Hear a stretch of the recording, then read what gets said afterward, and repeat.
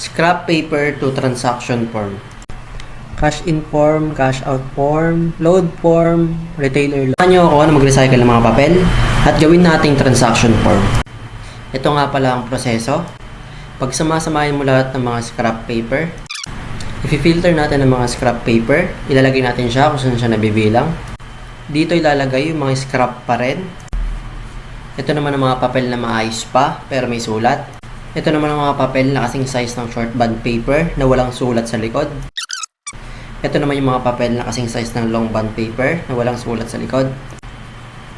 Medyo konti lang siya, pero at least nakasave pa rin. Ito naman ang short band paper na walang sulat sa likod. Ayan, sobrang dami niya. Parang isang balot rin yan. May get.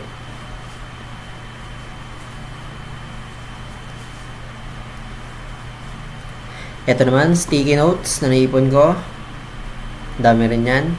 Sa wakas, natapos na rin tayo filter mga scrap paper.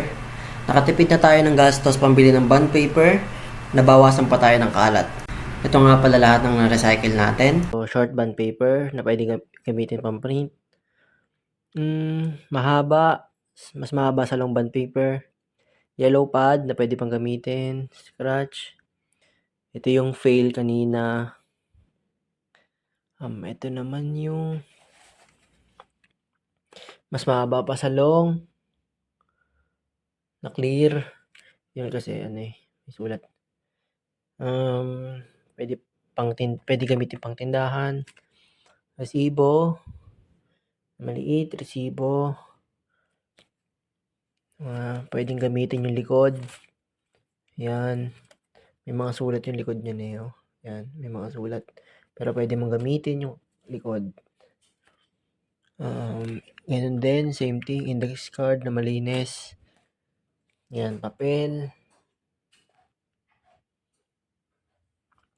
Yan, pwede mong pagprintan din yan, mga maliit yung size.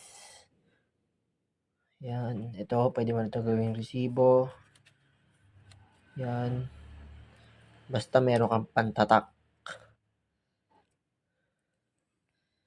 Yan din, resibo.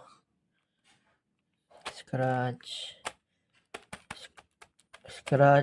na hindi maganda yung sukat. Mga notebooks pa, solid. Tipid tips.